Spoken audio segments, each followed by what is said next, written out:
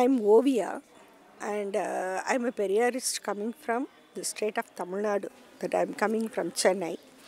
And how we are connected with this issue is basically we are working for women liberation and uphold the interest of all women across all communities in the nation. Like that, when the Supreme Court judgment came, we actually welcomed it, and we are strongly against the practice of mutalaq. But when we see this bill, Talaq or triple talaq? triple talaq. Talaq is a Both these things are now different, yeah, yeah, and it's being made the same. yeah. So I would, Yes, the bill tries to do that. It tries to make both the things are same, but we know very well that mutalaq is different and talaq is different. Actually, talaq is the right to divorce, which we uphold, and we want it for all the women and men also. Because marriage is a contract, at any point of time, either male or female has the right to end it. This is what our concept about marriage. But here the bill tries to not tries to prohibit the mutalaq, but it tries to define talaq in some contrary way, and tries to criminalize the action of mutalaq practice, and tries to send the men from Islamic community to prison. So don't you think that they should have acted earlier, because this thing was looming large for a long time, a triple talaq issue, and the earlier government has warned this Muslim Personal Law Board do something on this issue, and they have not done enough. So don't you think that they were in for it? you are very right. I really I'm inspired by this question. In fact, during the month of August, in all the discussions took place in Chennai, I put this request only. We severely warned the people that when you yourself agree that it is not a good practice, why can't you end by yourself? If you declare the practice of mutalaq is banned or stopped in your jamaats on your side, then there is no room for the other person enters into your area. This we have advised well, but it is with regret I noticed that they have not heard it. I think I asked this question to Flavia also, that your view, I think, because you are not concerned any way with the Muslim community, so your view will be unbiased. And I want to know, where do you see the Muslim community trapped, and even the Dalit community trapped in non-issues? And when the real issue is that of unemployment and other education and so many things. So don't you think we are being trapped in this? Yeah, very true, very true. That's why we are telling that such changes towards advancement should be taken by the concerned people themselves before it is made as a complaint by somebody else. This is what we already advised them. And as you rightly told, they are being trapped. But even otherwise, they are in power. So they can do so as they want it. And they can have some fringe elements in all sections of the society, and they can make use of them in their favor. It will always happen. How do you see the new generation of leaders like Mevani and Kanhaiya Kumar and Alpesh? How do you see you are from South somewhere? So how do you see, and do you think any political face like we have Kanchanalia and other people earlier, but now young generation, do you think some people are coming up for leadership?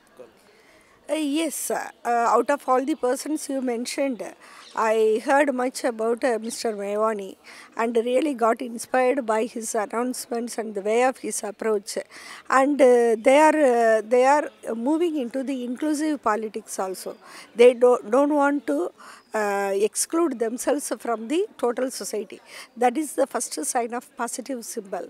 And I find a large difference between Romulus, Baswan and Mevani and the way they are taking up the issues of Dalit people. Of course, both of the people have worked for the Dalit people, we cannot deny. But the way Mevani is taking up the issues are, it fulfills the need of the hour. That's what we hope, and we are looking more from him. Positively you said that it's a positive sign that they are taking to parliamentary form of this thing, politics. Most of our movements in earlier were good first at the first place. They were good, but finally they secluded themselves like extreme leftist. There's believed in non-system that does not believe in parliament. So it's a positive sign. So do you think that in South also some movements are there like this? You are very correct that going into parliamentary, the system of parliamentary politics itself is it is having large room for corruptions, and without getting involved in all those things, a person could not survive in that. And the youngsters, when they are entering into that structure, they must be very careful. Otherwise, definitely they will be taken into its arms. But at the same time, in South, what we feel, we have an example that we are having a social movement, Dravadar Kalaham, which will not get itself engaged in the parliamentary politics. But standing outside, it will choose to whom it should support. That is the path of the Periyar. Periyar Ramasamy, you must be heard about him, and he suggested the practice that don't go directly into the parliamentary politics, stand apart from that, but at the same time we must choose the persons according to the need of the time whom we have to support and whom we have to oppose. This is the way in South we are dealing with the issues. What should the Dalit and the Muslim should come together?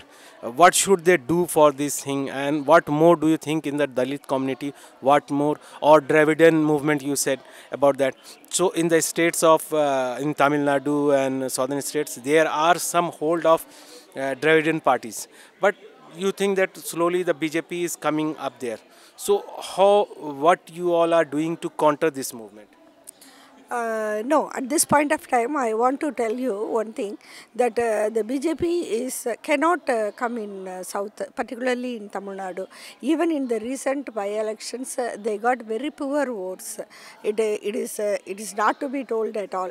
So they know very well that they cannot take any roots in Tamil Nadu.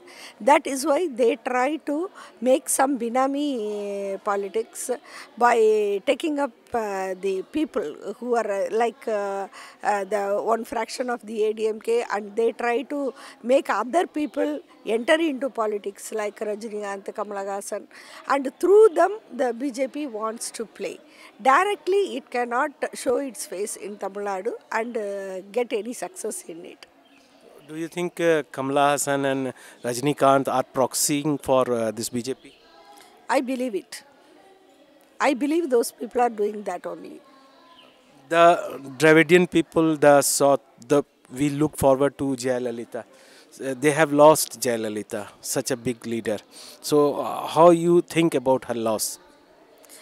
I have so many points of contradictions with Jayalalitha, but in her later period, she opposed the center's autocracy and she stood for the state rights. That is the only positive thing we find her. We find in her entire regime. But at that time, we lost her. Thank you very much, ma'am. Thank you. Thank you.